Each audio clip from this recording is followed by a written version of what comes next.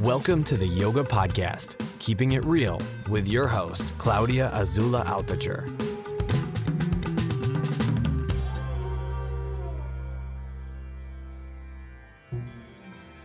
Hello, everyone. Welcome to the Yoga Podcast. I am over the moon to have this guest with me because I've been looking for him for over, I'm going to say 7 to 8 months, and he is just so busy. But I have Paul Dallaghan. He is the co-founder with his wife, Jutima, of Yoga Thailand and Samahita Wellness. Ex-wife. Seriously? That's ex-wife. Oh, I didn't know. I'm sorry to hear. Nothing to be sorry about. But yeah, go ahead. Oh, okay. So that's news, I guess. Last December, CNN named them as one of the top 10 wellness resorts in Asia. He has been trained personally in a one-on-one capacity with Sri O.P. Tiwari, a true yogi master of pranayama, and head of the Yoga Institute Kaivala Dham in India. And amazingly enough, Paul was also trained in advanced asana practice with the late Sri K. Pattabhi Joy Suzuman himself, the founder of the Ashtanga Yoga Vinyasa system as we know it. Paul's center, I had the opportunity to visit it twice in the beautiful island of Koh Samui. And he is also, at the moment, on top of all of these and having 2 children, he has been taken by the Emory University in Atlanta in the USA in the field of biological anthropology. And he's following a PhD program bringing the yogic practices and philosophy to the scientific field. Paul, welcome. So grateful to have you on the podcast. Yeah, thank you, Claudia. So, it is 3:38. I guess there have been major changes in your life. I know you just returned from a teacher training in Thailand for a full month. Are you still in Koh Samui time or are you in Atlanta time? I'm in Atlanta time. Yeah, you've totally recovered from jet lag, no problem? Well, yeah, I mean, I never... Naturally, there's a certain amount of drag that goes with the flight, but I find that it's not that big of an issue, and especially, I suppose, when you just kind of regulate yourself, or maybe some of the benefit of the breath practice, I think, helps a lot. I mean, I once asked my own teacher, Tiwari, who had just flown back from Europe to India, I said, how are things, any jet lag? And he said, what jet lag? And this is him at 80 years of age. And he said, what jet lag? If you do the practices, that doesn't really bother you. Now, I'm not saying that, this magical thing and everything goes away, but rather that a certain, I suppose, respect and working with our own natural rhythms, our own internal clock, and if you can kind of manage the length and the detail of the flight, along with how much and when you're eating, along with when you go to bed, and your own kind of rhythmic internal setting, which you can kind of play with a lot just via the breath, then I think jet lag is way less. And in my case, I feel it's presence, but it's sort of minimal. That's very interesting, because I remember in 2009 you gave us a sort of like a somewhat of some suggestions to avoid the jet lag, and you suggested eat before a healthy dinner, like 3 or 4 hours before, don't eat when you're in the airport, and try to relax and move the body, and then in the morning, if you want, and you said start singing some mantras, and, and it was funny because you looked around like what would be the reaction of other passengers if you started singing mantras, and do some pranayama, all of which I tried and none of which worked. And it probably is because I haven't been practicing 13 years non-stop like you have. So it didn't work for me. Yeah, I mean, I don't know how or what you did, but I think the biggest thing is eating. And how long the flight is and when and how much you eat is a big factor. I mean, a lot of people get on the plane and it's around midnight and the time they get on, and then they're given a plate of food and they eat it. Mm-hmm. And which they wouldn't be doing if they were just normally at home or wherever, you know. Right. So avoiding those kind of little mishaps can help a lot. The rest, if you're doing any mantra singing, do that in your head, obviously. Right. Yes. And that's up to any individual for what they want to get into or their preference, you know. Personally, I like to relax and watch a movie, you know. But usually there's work to do. Right. You were on course to become an actor. Academic background in economics and business, and I'd done a bit of work in that after graduating in Europe, and I came interviewing on Wall Street, but something other, shall we say, was calling me. I wasn't that interested in getting a job per se. Mm-hmm. 23, 24, I felt, well, there's other things in my heart, and some of them just require exploration. Out of that, over a couple of years there, and in a sense sort of satisfied that urge or interest, but at the same time, the word yoga came into my vocabulary. Mm-hmm. When maybe I should have been looking at the New York Times help wanted section. Instead, I was, looking at obscure pages, say on the Village Voice, or whatever, and out of there popped the word yoga and my curiosity and so on from there. And so then you began. It happened kind of fast because you began teaching in New York in 1998. So I guess, you started with Sivananda, you had mentioned, I think, and had some explorations in that time? Well, the first yoga session I ever took was Shivananda, but I also got a job in a restaurant in the East Village, and I found a room in the top floor of that same building. But in between me and the restaurant was a small, young Jiva Mukti yoga studio. Wow. So I used to have a key to the studio to go to my room. And as it just turned out, And so I sort of found myself, without any prior intention, in a sort of a yoga world zone. And early on, I got a sort of a mental message, oh, you should teach yoga. But then the other slightly erroneous but rational side said, no, you've got other things to do. So, but when you say you got a message, what do you mean? Do you got a message from the universe? Did you read it in a billboard? How did that message come in? It must have been a text message back in 1996. Oh, they didn't have text messages back in 1996.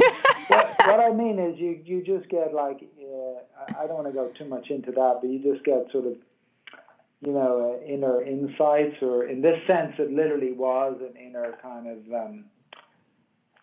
voice or message that I chose to ignore until I couldn't ignore it after. Well, no, once it puts the Jivamukti studio between your bedroom and the world, it becomes kind of the mythology of that image is just enormous. Yeah, but I was still intent, and I suppose I had to explore other aspects of my character or, desires, ambitions, and, they took a couple of years, not so much to get satisfied, but to get extracted and somewhat beaten even, so that I kind of realized, what really speaks to me or interests me is, it's embodied at least in a yogic path, but it is sort of working within, working on the inside, working in, via, I suppose, these practices on who I am, and I said, okay, well, let's go with life that way. So that's very interesting to me. So you because you were very young, and to have that realization at such a young age, okay, let's go with what life takes, is sort of like guiding me to do, is a little bit of a blessing. At that age, you don't think you're very young. You know, if you're 26, you don't think you're young. You're like, well, shouldn't I have done stuff already? And that was part of my problem before that. It was like, well, you know, I'm supposed to have got into this or done that or made that, and that's what was the kind of trajectory coming out of a academic and university setting, and that path in itself had to unravel. And if anything, it was no sheer intelligence or genius on my part. It was more just, well, you know, let me explore and take a risk. And in the process, it was kind of frustrating or a little bit challenging, to the, I suppose, ego and the mental side. But on the other side, it was exciting to just sort of be free and look at things. And within that, I suppose, because being willing to explore, within that came a realization, which, you know, if you look at it life, you could say it came early, you know, but I mean, I could almost say, well, why didn't it happen at 18 instead? Right. Yeah, the mind can always complain.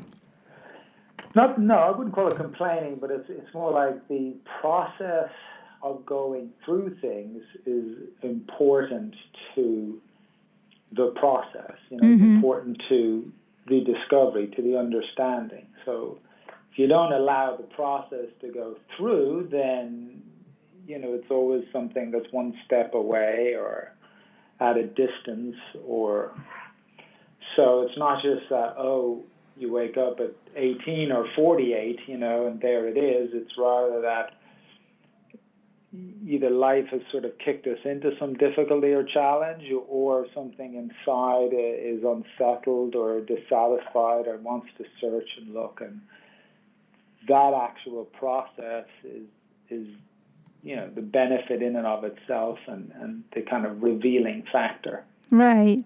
So whenever that comes up for me, you could say it was coming up early. Like it wasn't. The thoughts were there as a college student, but you're in a kind of a nice boxed world. You know, you step out of that, and then you're in the world, and so then those thoughts really came up. You know. Right. Yeah. Okay, I can have a job, but that seems too easy. You know, or it doesn't seem. It won't satisfy me. So what else is there? Is the way my mind was looking at things at, I suppose, 24. Right. So, right. So a couple of years after you somewhat went through this process teaching in New York City, and then by late, 2001, you took the opportunity to move to Asia and go on pilgrims. So your life was completely being changed through this process. Well, maybe from an external view, one might consider it like that. From the internal point of view that I would take, it was more of a following what was being felt or drawn to from inside. So for me to, I felt okay, I could set up a yoga studio in New York City and do all that kind of stuff, but why and what would I be really getting from it and what would it achieve? I need to go much deeper into the learning, the practice, the study, what it's about. And it was sort of almost left with no other choice in a way. It was just, embrace that, follow that, hence the sort of step to India and Thailand and so on. And, within that, it was just natural to go wander, being on a pilgrimage or other certain places. And some of those were what you might call desires. Some of them were things that happened along the way. So you went, I mean, around Tibet, Thailand, Ireland, Israel, and so on. Did you experience things that were, sometimes we have those experiences that somehow, for one reason or another, confirm that we're on the right path, or during this time, or I don't know, things that seem magical or coincidences or things like that. Did you experience anything like that? To be honest, when I, for want of a better term, surrendered, back in my New York days, when I said, you know what, all I really am interested in or want to do is this sort of yoga path, back in like 1997 or something. What I felt then was quite a strong shift. And instead of, dealing with the challenges or going against what was like, I suppose, going against the wind or against the grain, I felt a kind of a shift of support and momentum. It's like I'd found the wind and it was now blowing me along. And I remember being in just shortly after that, watching a movie. I'm sure some people know The Thin Red Line, and there was a scene in it where they're just trapped on this mountain, and they're saying, if we go up there, this will happen. If we go this way, that'll happen. If we go down there, this will happen. Almost like No Way Out. And I remember walking out of it realizing, that sense of stuck, trapped, challenge has sort of evaporated or gone from me. It's quite a phenomenal sort of feeling and understanding and insight. And ever sort of since then, there was never a doubt for me of what path am I on? Am I doing the right thing? What is it? Because I wasn't trying to measure it in terms, have I made enough? Did I achieve enough, etc. Yeah, and that might have been, those are the things that I think dogged me before that. After it was a sense of, let me give myself to this learning, understanding, practice, and grow with it. And there was, then the teachers there, the situations are there, and it's up to oneself to make the most out of that. And I try to express that in teaching with students that. And there's a wonderful word in Sanskrit that kind of defines it, shraddha. How do you embrace and take this on? And you could see that as a quality in any relationship, and it kind of defines the relationship, defines the interaction, because you embrace, you get involved, you take it on, you get into it, and the space for what you might call sort of the unreasonable doubt or the what am I doing, really at a certain point that has to and should have passed. When one is earlier and there's some playing with it, then there's not even a conviction about it, and then there's a sense of, is this right? What is it? Is my wasting my time, etc. Right. At a later point, the doubts are, does that make sense? They're more like questions to look at it and even bring up to the teacher and so on. And for me, a big learning was to not let fear in any form guide decision. Right. That is so interesting that you say that, because recently I realized how much of my life how many decisions have been done because of fear, fear of things I'm not even aware of. It takes a deep sort of going within to realize where you're coming from. And so I find it interesting also that you said there was an inner shift and you had no more doubt. So during this period of transition, you're going on pilgrim, and it becomes very clear to you. And I guess you said it. You just surrender to the process because it was happening, and you sort of were like just dealing with what presented itself. When I say, an inner shift, no more doubts, it's I don't mean that. Obviously challenges and other number of difficulties still presented themselves. Me deciding to just sort of teach yoga while living in New York City, wasn't like some financial boon or some security setup. No, it's the opposite.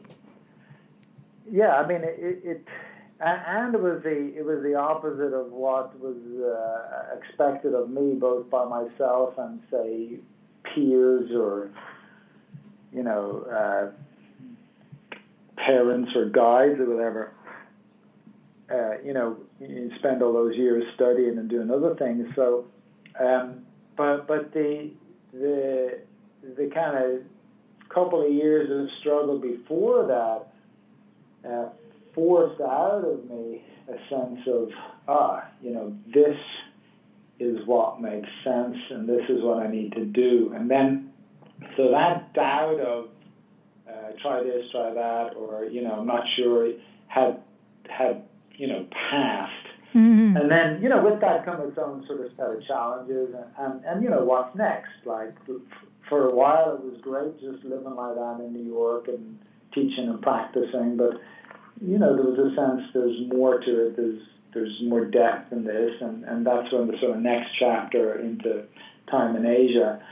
And then within that phase, the last 15 years or so has been a number of different chapters. But, if I'm to decide, or when I was faced with a decision of this or that, and if I'm saying no or not, what's behind that? Like, is it some kind of is there an element of fear in it, or is there a sense of, okay, trust? Mm-hmm. Don't be, of course, foolish about it, but trust, move forward, right? Embrace, right? And how did it happen that you met Tiwari?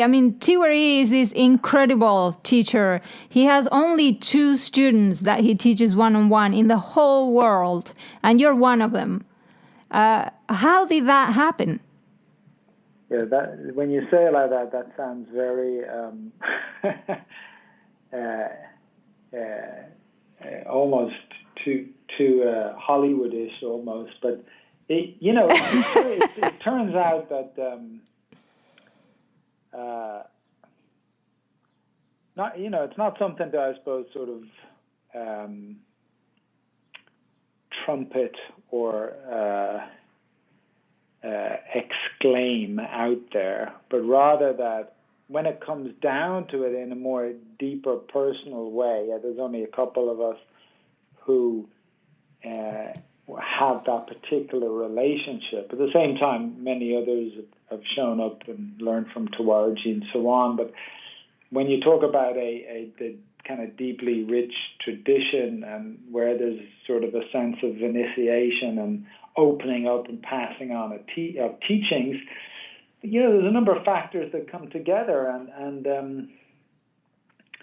a genuine teacher doesn't have 10,000 students like that, because it's impossible.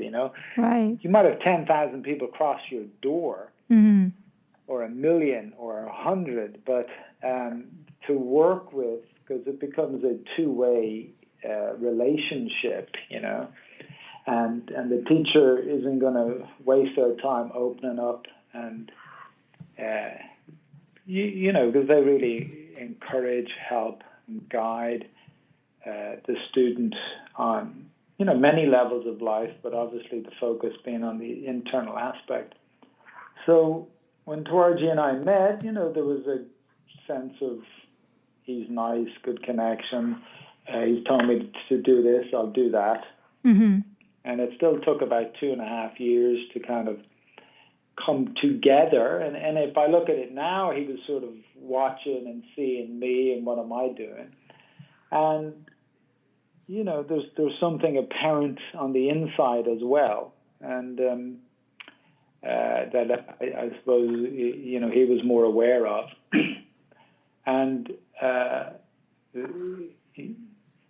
so after a couple of years of interacting and, if I hadn't kept up practice, then that interaction wouldn't really be going anywhere. It would just be a nice hello, talk about whatever, and get back and continue to do that practice, which you've been asked to do time and time again for the last couple of years.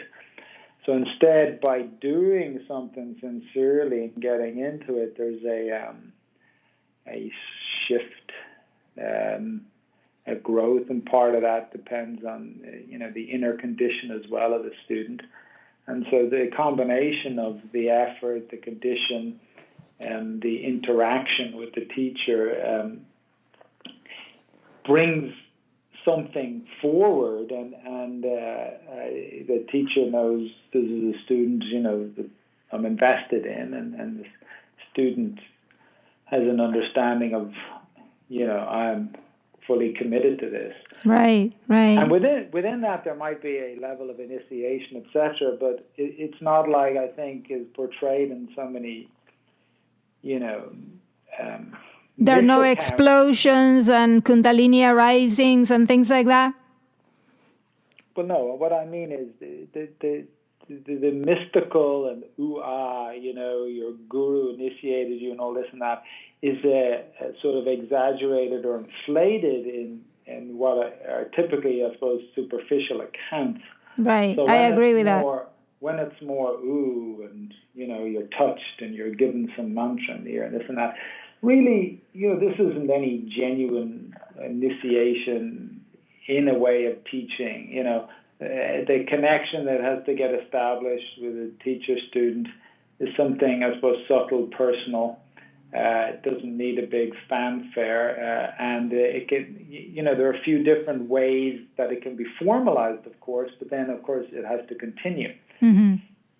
Now, eventually, if the teacher is experienced and worth their salt, then they understand the inner path, the movement of prana, Shushumna, what opens up, that word Kundalini, etc., and the student is helped or guided there. And typically, the student comes up against a number of difficulties or blocks or whatever they might be, and the teacher's there to help with that. And whereas there might be a genuine strong change or shift, it's something that's understood on a more personal level between the teacher and the student, but by then it's already a well-established relationship. Right. Now, how did you actually meet him? Did someone introduce you, or did you sort of walk into each other, or? He was doing a short course on pranayama in ashram in upstate New York, and a friend of mine who was teaching with me in the city said, I'm going to check out this teacher. She'd seen him, I think, the year before. And he'd come to America in the mid-'70s and then didn't bother coming back till the late 90s. Mm-hmm. So I think this is his second year back or something. Wow. Just to do these 2 weekends, and I said, okay, I'll go along. I'm into checking that out. And so we met there, and whatever I was asked to practice, I tried to keep up those few months, which I suppose I did on and off. But then a few months later, we met in India, and, there was a nice exchange between us, but it still was pretty early. And then I spent a few weeks studying in the Kavalya down there, and then we met again back in the U.S., and then after that, I ended up moving over to Asia anyway. So. Right, so it developed over years. And what is the focus of Tiwari mostly on pranayama? Well, the focus is on yoga, right? All of it, right? But the one has to look at where is the student at and what point of development, and I would say a very strong legacy of Kruvaliananda, who's the teacher of Tawariji, and it's kind of the great grandfather of yoga in the last 100 years, is the legacy is well understood about the pranayama practice. So asana, it's important. It's done there. There's other aspects, of course, between sitting and mantra stuff, and some of those things can be emphasized at a later point. But to introduce people via the breath, and the kriyas, of course, first, and then the kriyas are all the cleansings to clean all the internal organs and the nose and the mouth and all of that. If you want to put it simply like that, yeah. But they're to if you want to translate it as cleansing, yeah. But to kind of give a bit of a shift to the the inner environment, sloth or inertia or hypersensitivity or even just toxicity, these sort of aspects get worked on, and the asana practice done has some impact on that too, as well as stabilizing the body and so on. So to introduce people to a certain amount of that and work with the breath, and at a later point get into pranayama, has been a major element of Tawariji and his teaching. Right. You were the reason I say you were. It was a blessing that the way things came together for you is you developed this relation with Tiwari, and at the same time you were in India with Pattabhi Jois.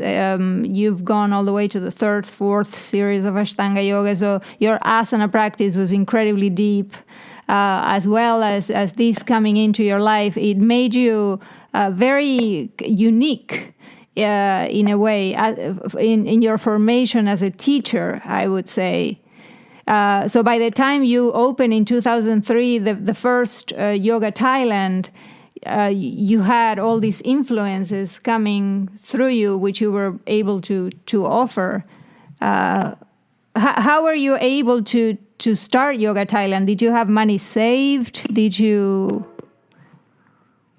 No. I came over to Asia in 2001, and with the main intention to just sort of study and practice in India. And Jitima, my partner then, was originally from Thailand, and we said, but also check out Thailand. And Thailand is a very, it's sort of very welcoming, but also positive place from a spiritual practice point of view, that people might try to search for in India, and there's a certain smoothness or simplicity with it in Thailand. So anyway, both environments suited me, and we had just saved a few $1,000s after leaving New York, but we taught a few programs and spent time also studying and practicing in India, and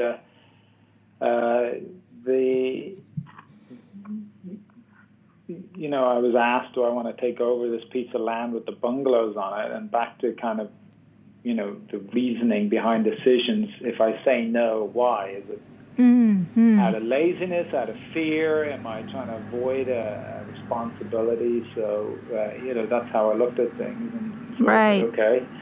If I take this on, I can have an environment that supports practice, that isn't diluted by a bunch of other people coming in and out and smoking and different food and all that. So that was the understanding rationale, and I figured, okay, well, I'll teach XYZ in the next 6 months, and there was no opportunity for anyone to give us money or invest or bank loan even, at that point back then. And there wasn't really any yoga things going on around Asia either.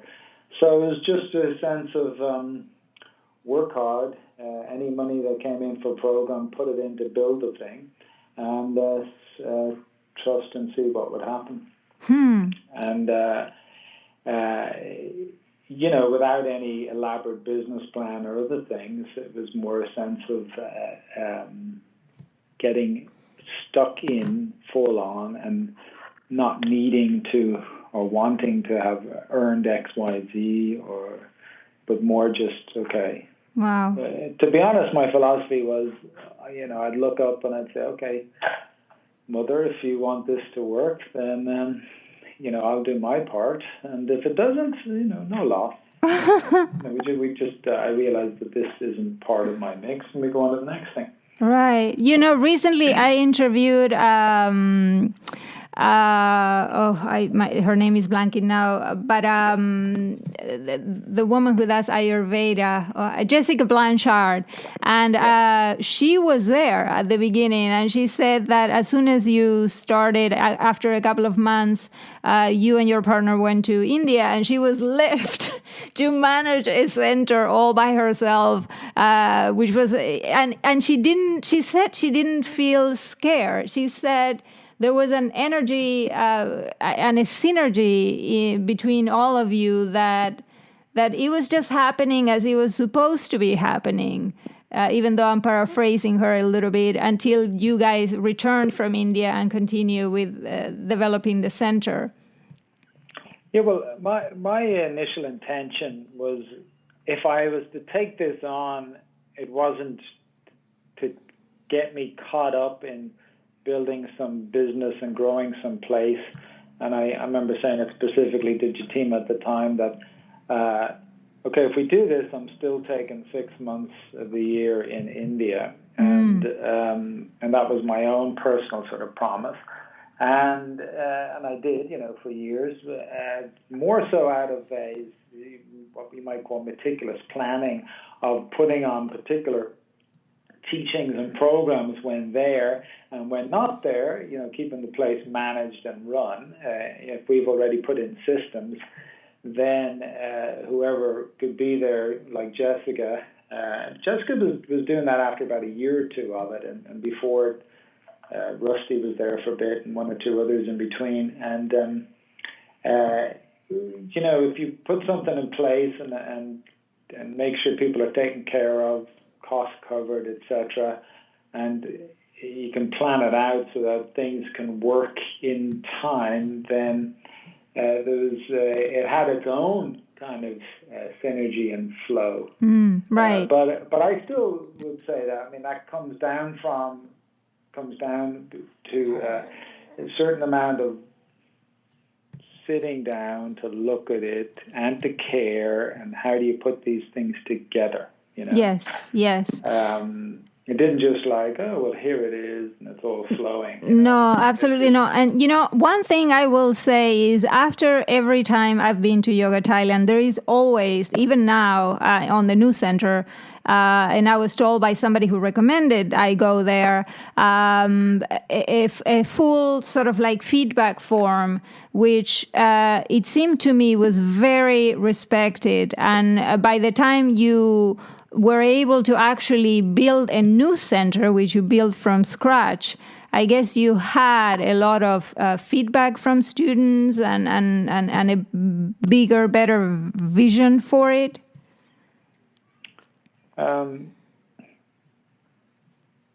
Yeah, I don't know how much that played into what was to come next, but there was more a sense of, okay, if we're to continue to teach and not just have an asana room, then, the next sort of rendition of this can involve a little bit more, So I wouldn't say that people on a feedback form were asking for a yajna shala or something, but due to my practices or sitting with Tawarji and doing fire ceremonies and stuff, it was a thing that should go into a place like this, Right. I don't know if people were asking for a swimming pool or not, but naturally... The swimming pool is very nice. Yeah, so you're going to put in a pool because, part of this is just practical stuff as well, how to kind of organize and put things together. But what was very important was Tawarji and I going to the land even before construction started and after, and doing our own little kind of fire ceremonies with mantras and so on. And the point is that, that this land has given us space to do something on, we respect it back. And then the energy of that, should be charged to, especially if you're talking about a zone of practice, it's not just stick it here, build that, and hey, it looks great. There's a sort of a fundamental ground that should come with that, and that sort of, especially if we look at the tradition, has always sort of been built on a sense of what ritual is done and what chant mantra is sort of put at its base, and then that's something we continue to support really every day since, Yeah. Now, let me ask you, when you started building the new center, which is now, and I just saw it last year, and it keeps expanding. There's even more dormitories now for people to come over. Did you have the money?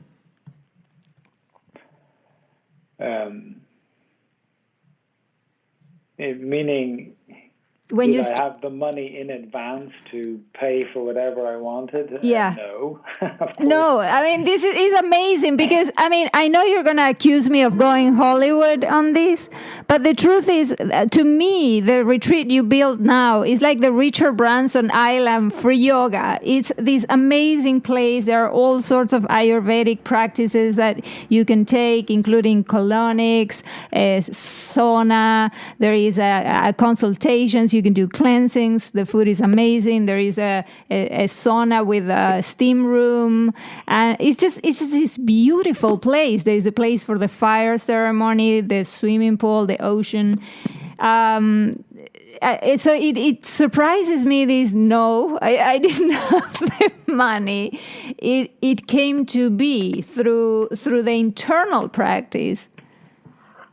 Well, let's not take anything sort of mystical or magical from this. It was just a sense of, if we'd earned stuff, we'd had 5-6 years at the first place, if we'd earned some money from that, which of course we had by then, that was put towards it. But that might have only covered, a third or half of things.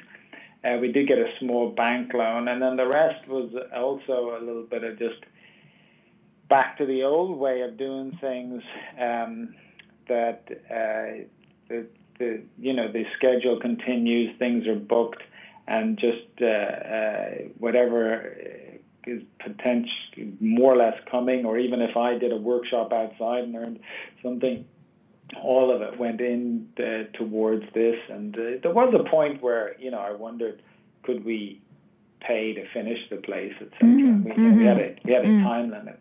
But I also said to myself, well, these are things I'm not going to worry about because I can't.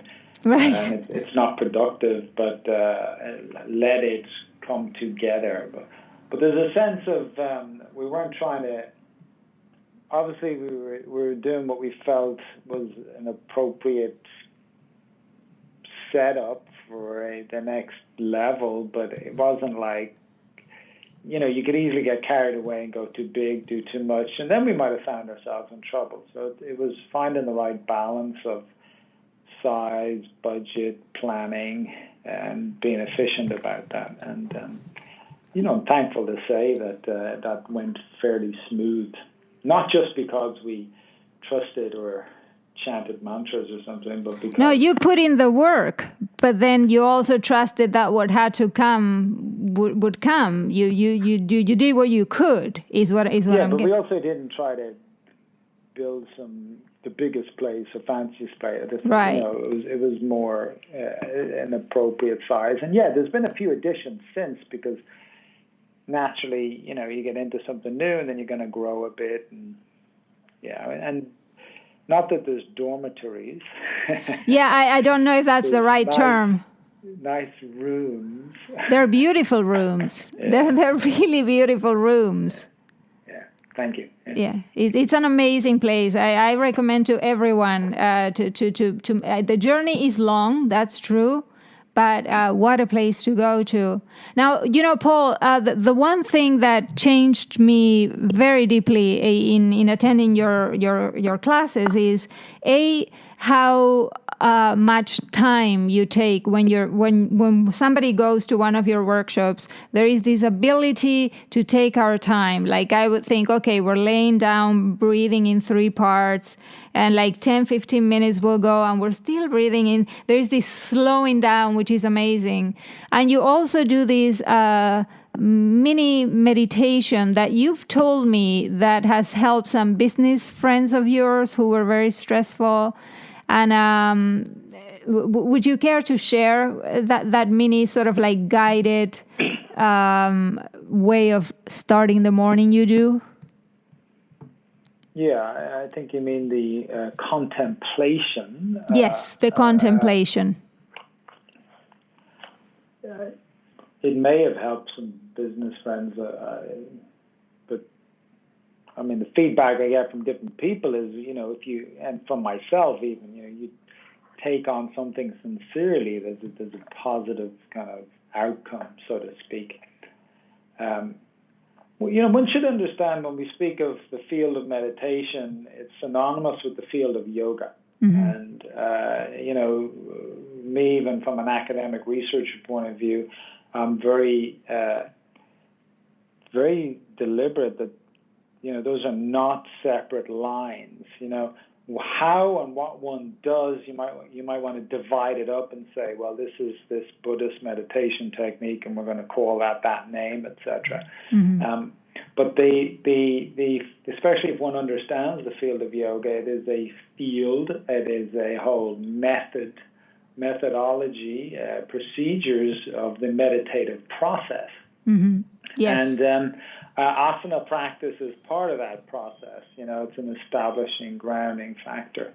The pranayama, from the yoga point of view, is considered kind of the key technique to shift one from the techniques, practices of meditation into the internal aspects of meditation, right? Mm-hmm, mm-hmm. Hence its sort of respect and emphasis within the field. But of course that doesn't come because you did it for 3 months. You know, it's a long, it's drawn out process, and there's a number of, because we are individuals with quite individual lives, meaning a variety of different experiences at different times and how we grew up and everything, that the package, you know, our little bag as such is loaded with a variety of factors, you know, that are, so you could call them psychological, manifesting physiological in nature, but yes. They you know, are based so much as well on human interactions. And really, when it comes down to it, in terms of this meditative process, you know, we're coming up against these issues, blocks, challenges, and what had something that you know, back in the, I suppose, the mid-90s, when I was starting to shift, you know, things that, not because anybody told me at the time, it was just sort of, it hit me at a sense of point of desperation. And even though you can read about it in books and other things, but, you know, this sense of what was real gratitude. Mm. And then a real sense of, you know, I need help, please help me. And at a later point, looking a bit deeper in and understanding the kind of need for forgiveness, you know. Mm-hmm. So and I still do this every morning, and it's something I like to definitely share. So, as a technique of meditation, it's a form of contemplation. Right. Other techniques of meditation are sitting to watch the breath and so on and so on. Right. So this requires engagement mentally with the subject matter. Right. It's not that you sit there and go thanks and try to feel something.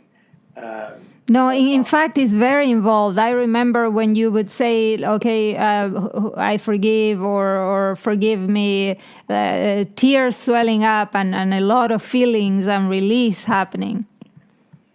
Yeah, but you have to go in and explore it, right? So let's say, I'll summarize it as thanks, forgive, help, but thanks, to get to the depth of it, feel it, is away from the word thanks, and it's based more on, do you actually feel appreciation, do you feel value, the people in your life and so on. And you might have to dig deep for weeks to go beyond the intellectual yes, thank you, to where it like hits you. And even more so with forgiveness. I mean, I found that over a few years of working the forgiveness thing, the change in and around the heart. Again, it's like, look, have I actually hurt people? It's not something I probably even want to think about or own up to. And then on a simple surface glance, it's like, well, no, not really, and maybe they deserved it. But you tap into the quality of empathy, and you if you can feel another person's pain, that's already a big start. Right. And then if you ask yourself, have I caused similar hurt and pain in someone else?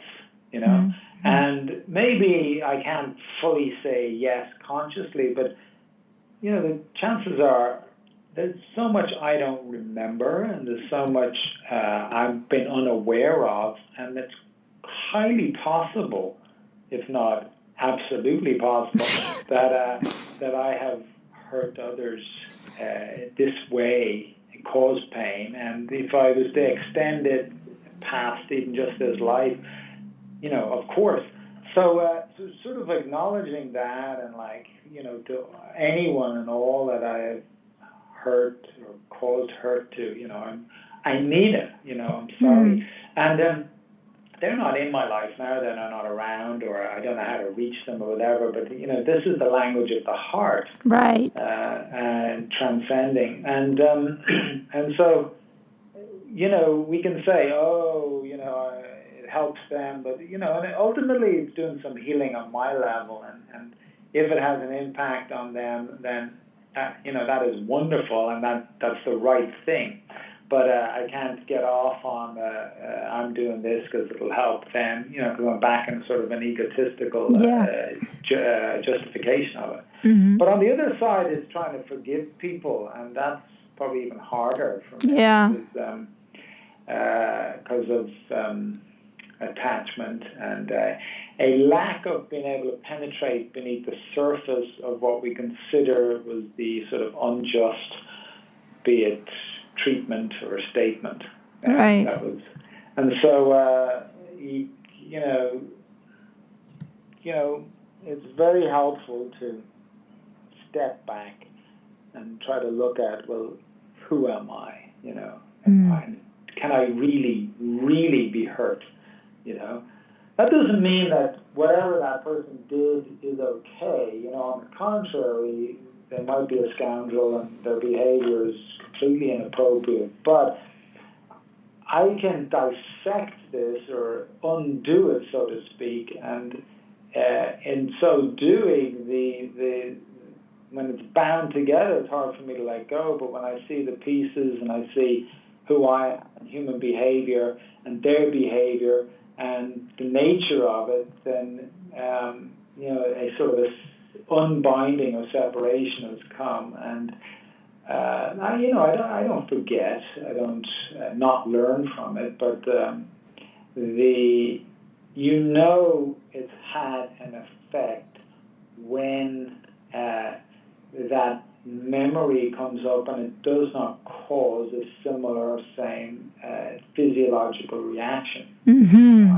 That's very interesting, because in cases of, and I was just in another podcast talking about many women share the story of childhood abuse, and that's a very hard one when it comes up. Can I forgive? And so you're saying the way you can tell is working is that when you remember that, you don't necessarily go to the habitual, oh, I hate that, or you get agitated, but you can sort of breathe through it and be more calm. Well, one part might be that the same mental language or dialogue doesn't come up in the same strength, but the other is, you see, let's say somebody has abused me at some point, which happens to a lot of us, Yeah, of course. And when I think of that, on a sheer physiological level, the heart is beating. Yes. There's a cascade of activity chemically, and with the nervous system in the body. Yeah. And I experience an emotion that's probably quite strong that comes with that, and it might manifest in tears or anger or a variety, a mixture of that, and it's the story plays over again. Right. And that it's almost a sort of a repetitive post-traumatic event, you see, yes, that doesn't have the opportunity to be interrupted because I relive it, Yeah. Mm-hmm. and not out of choice, but sometimes we get stuck in it and we feel they deserve that, and you see what this does to me. So part of it is almost having to remove our own story around it. Mm-hmm, mm-hmm. And it does not, abuse is horrendous, and it doesn't condone that, but it helps me hopefully see, get some space, understand. And it's not that I'm willingly trying to bring that up, but if it comes up, the impact on even just my physiology, I can almost see that, I've made some space here. Mm-hmm. Mm-hmm. The mental part of me understands that, their behavior, and maybe they were going through some crazy weird time, but their behavior is, deplorable. It's inhuman, or it's just not kind or nice, Mm-hmm. depending on the situation.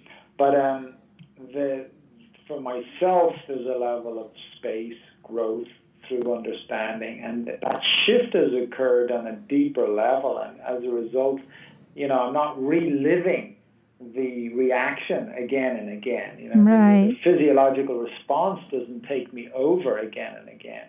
Right. And I think that's a tremendous for an individual who's suffered. And it shows that there is plasticity here. We can kind of shift and move and grow. And, to put that back in the bigger kind of meditative picture, Mm-hmm. Our psychology and emotional stuff and stuff that goes on are the things that keep coming up and in the way. And just sitting and being with your breath or other things, or doing asana or whatever it might be, will not be enough. And talk to anybody who's really gone through a path. I mean, even if you've talked to some Buddhist monks who are meditating, it isn't all they do. And if it is all they do, then they haven't really gone very far. And there's a lot more to this picture. And, modern psychology, I suppose, through different levels, tries to tap in on some of this. But, if we were to take a more holistic view, we'd have to include that element. Of course. And that's why, so if I'm approaching practice, it's like, well, bring in the contemplation. Right. Bring in the physiological practices, bring in the physical practices, bring in this sort of silent space, mental aspect. And, it's not like you get that in 1 week. No, of course not, yeah. It's a growth, it's a process, and ideally if there's some kind of guidance, teacher, understanding that can help with that, then that is good, you know, Right. and maybe we need a different support on some of those personal and psychological aspects. Maybe my own morning daily contemplation is helping me along with that. Mm-hmm. Is that a soundtrack? It's a train. It's a train. I'm sorry. Oh, is it? Okay. Yeah. Where are you? You're in New York? Isn't it? Yeah, I'm in Cold Spring, and there's a train that comes every so often and decides to blow the horn. So sorry about that. That's no problem. So anyway, there's the point being there that there's a sort of a diversity of elements that come together. And, you know, your earlier question about the sort of morning contemplation, for me, is a huge thing. And, you know, if any, even people, I suppose, listening, were to try to sort of even take on something, just sort of sitting for a couple of minutes each morning. And, you know, if you say, oh, I don't have time, well, you know, you're in a taxi, you're on the train, you're making your way to work, whatever it is, you know, it's just a matter of how do you choose to direct or engage your own mental energy. Right. And we all have time. It's just really that choice. Yes. Where we choose to spend it. Yeah, and I would like to summarize it for anyone who's listening. So, and I'm not going to do it as perfect as Paul did, but you know, it starts with not just saying thank you, but going deeper, and that may mean, wow, there is a floor on which I'm walking, or I have feet to walk, or I have eyes to see, or I don't know. It gets deeper and deeper, and then it moves into the gratitude moves into I'm sorry is the next sort of prompt, and you sort of contemplate where you may have done wrong to someone else. You move then to forgiveness of anyone whom you perceive, and then you ask the question, can what I really am really be heard? And then what I love about it is that you ended with this sort of asking whatever the powers may be for help in guiding you throughout the day and in anything that may present itself. Yeah, in a nutshell. You know, going from just feeling appreciation to feeling genuine I'm sorry, and through it trying to understand, which gives forgiveness. I think the help thing is, I mean, that's been a huge, continues to be a huge sort of aid or part of support practice for me, you know, personally. And now I hear a car near you, I think. I think it's these gardener guys. Oh. But the you know, to be able to, I suppose, go back in a humble way and acknowledge that I need help, mm-hmm. and actually on a very practical, profound level, the inner path, regardless of having a teacher or not, is so subtle that to think that I don't need help and couldn't ask for it would be slightly delusional and almost, and I don't mean purposely, but, you know, coming from the ego. Yeah. Yeah, a sense of arrogance with it. And what's required is a sense of, you know, I don't really know anything and I need help here. Right. And so that's the sort of first impetus of, you know, help on the inner growth, inner path. And then there's stuff that we got to deal with, you know. It's like I might be just tired of the way I always respond or behave in certain situations, you know. I mean, yeah. You know, just asking for help to work on. One, I always say clarity and inner strength, because, you know, from those actual things that are sort of lauded much more in the press, or almost outcomes of something like that, like, you know, kindness, being nice, compassion, etc., can kind of grow from a base of clarity. Right. Because and that's the whole point of Gayatri Mantra, to cultivate clarity. And the inner strength to for want of a better term maybe, to actually carry things through. And, what is compassion if it cannot see and understand somebody else's situation and be able to help and do something about it, Yeah. Now, you say that clearly, and this is a practice I practice every day because I love it. It's very helpful. And you say it's not a matter of 2-3 days where you see the results. But I do have to say, in all fairness to the practice, when I did the teacher training in 2009, I did this practice with you every day for 5 weeks. And the moment I landed in New York City, I was immediately fired from my job. And I had debt, I had a car, I had a yoga membership, I had $30,000 in debt, I had a mortgage on a house.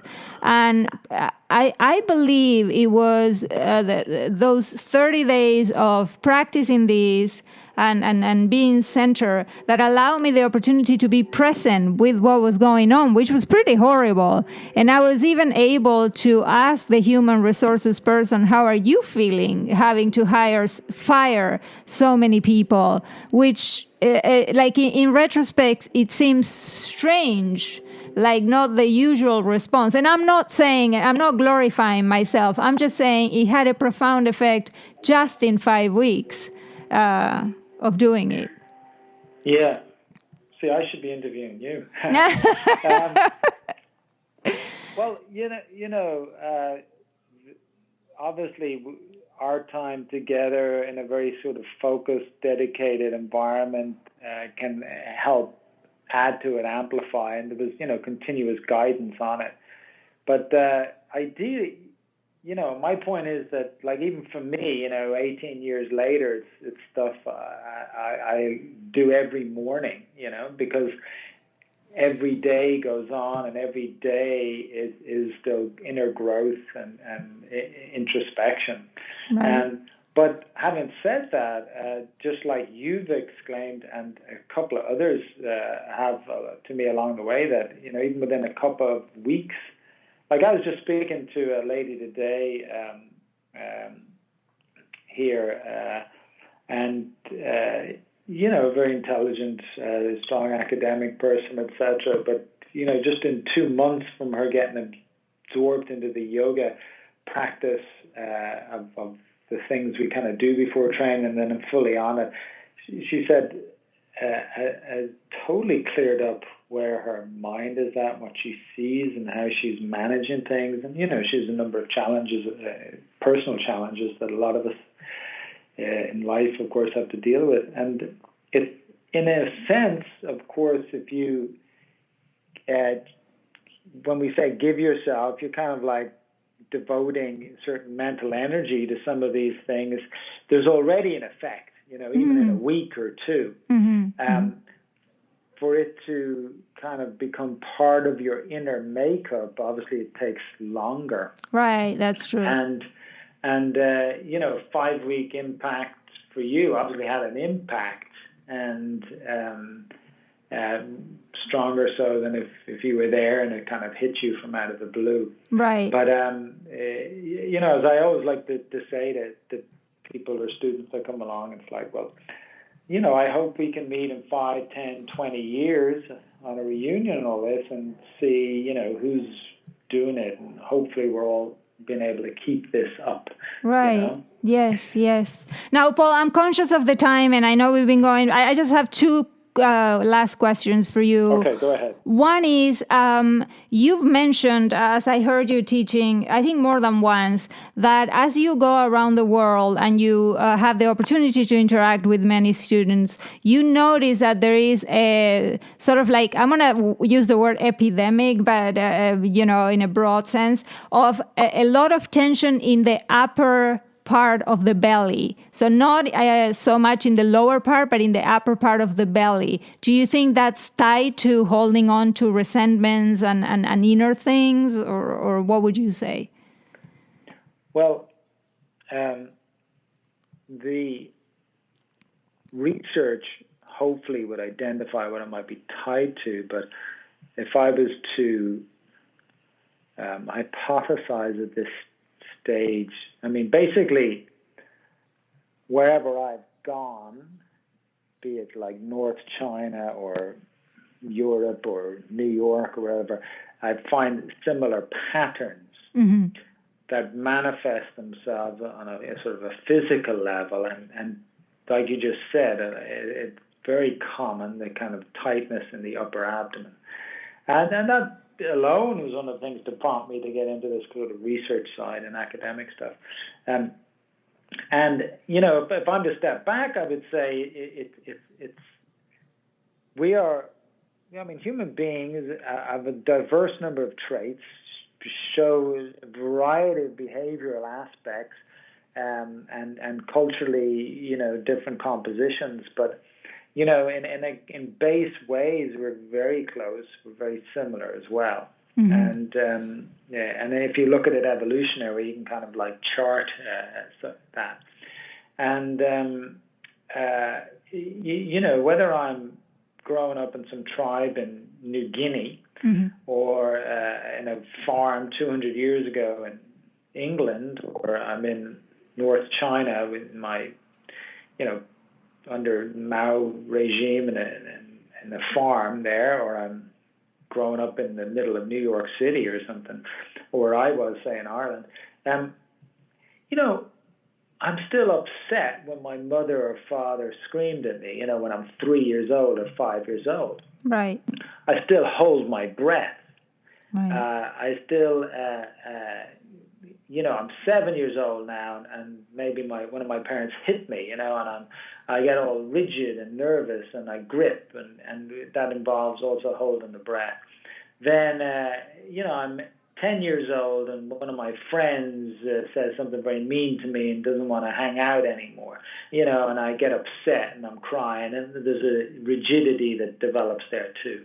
Then I'm 13, 14 years old, and I'm so nervous and excited about a new boyfriend, girlfriend, and then that doesn't work out, and I've gone through this, you know, huge emotional cascade. Oh, yeah. While puberty is going on at the same time. And then I'm 17, 18, and I'm a bit more, you know, maybe a little more settled in it, but at the same time I get hurt by somebody. And at 21 I get hurt by somebody, and so on. And be they a family member or a, you know, emotional, intimate relationship counterpart. So the point is that we as human beings interact and relate with other human beings, and there's the whole emotional content that goes on with that, and that it's typically unobserved, but it goes on, or it's reflected, you could say, in breath patterns and in how we grip and suppress and hold on to something, because we feel it deep inside, and we try to like manage it and stop it through sort of unnatural breath elements. And, you know, I've watched even my own kids at a very young age that they get upset and the whole abdomen tightens up and you're crying. And you know, I realize even then watching that this it just comes in. It's part of, you know, human being. Right. But it doesn't have to override us. And if you don't pay attention, you know, it's something that, if you ask me, it limits the extent and nature of the exhale, and that has its own several challenging aspects to health and so on. So, you know, this can kick in on a variety of levels. So, for me, a big part is undoing that cycle, and not in some grand psychological expose, but just through becoming aware of that and being able to at least, you know, use the breath to help undo and manage. Right. So whenever one of these situations, say your boss calls you in and he's upset, like you would demonstrate, like you can somewhat massage your upper belly as you're taking in what the boss is saying. I thought that was a very good illustration that you did when you were teaching us. Well, yeah, I mean, be careful. That can get kind of gimmicky, or, and it could, just like you at the beginning of this interview, you talked about the jet lag thing. It could be almost ineffective as well. It's more that each morning I sit and I work with the breath, and in that setting, the pattern starts to shift. Now, whether you've been doing that for 20 years and you have it well mastered, or you're new to it, when your boss, whoever that is, calls you in and might be upset about something, you're still going to feel on the spot nervous, and there's going to be a natural response.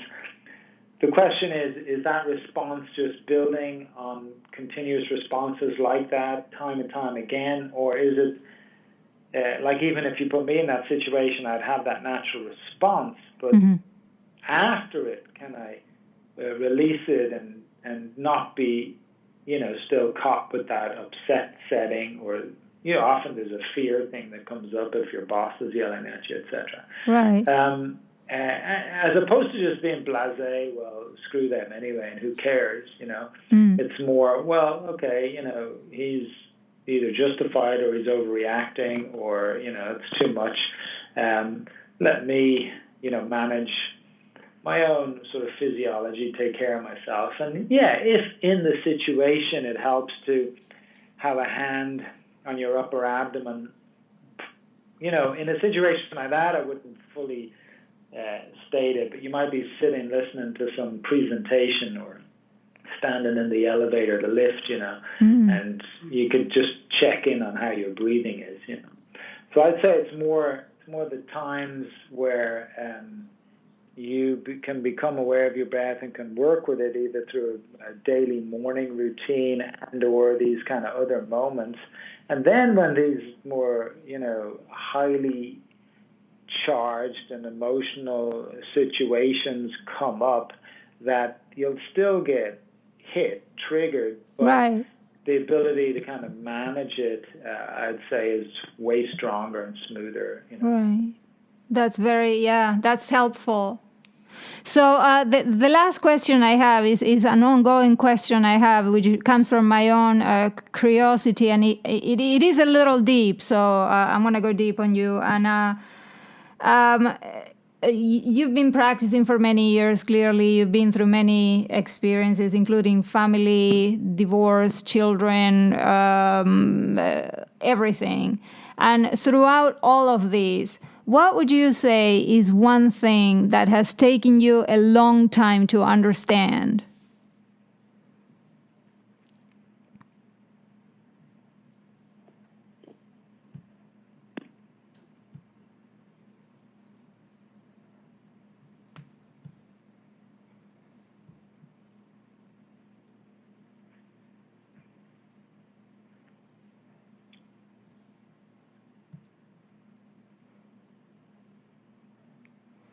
Well, I don't know if I have a very specific answer for you. And I want to avoid cliches. It's a deep question. Yeah, no, I know. But also, I don't know if I would put it in those terms. I see. Okay, life has gone on. There's one thing that's taken me a long time to understand. I don't know if I could actually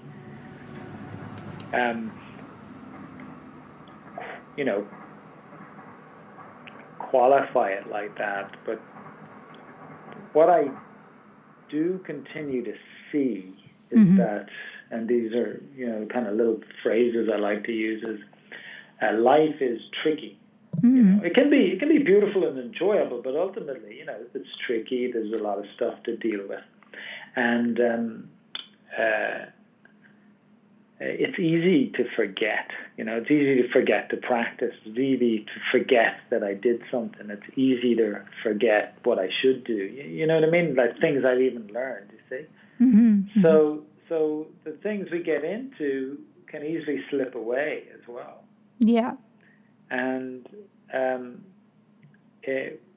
so if anything, if I'm 20 years at this, it still is a growing, involved process. And,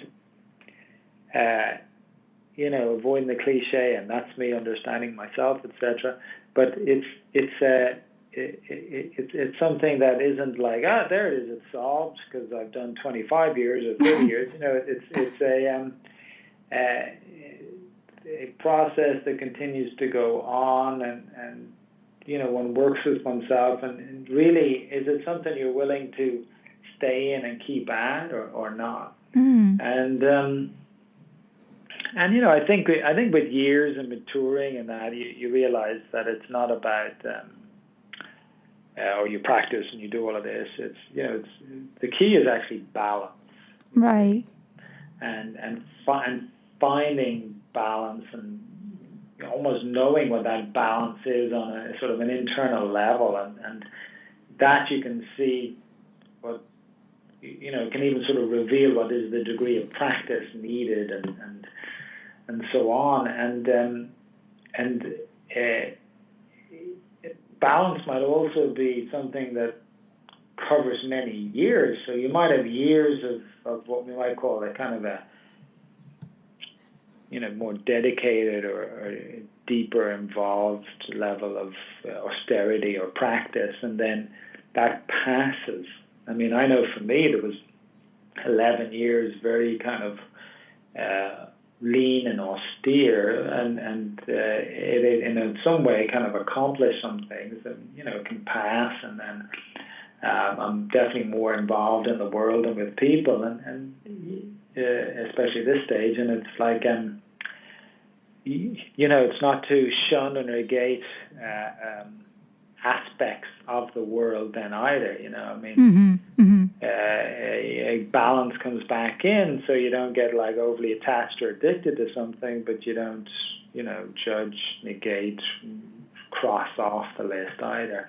And a lot of that is the kind of cultural interactions. So food, what we drink, how we interact, these are things to be open, tolerant with, and then be very specific and detailed with one in a kind of internal, private space and practice space, you see, which isn't for, public show or public, blogging, exclamation, etc. It's like you doing your thing, but also interacting healthily out there. And so, that balance is what will always be,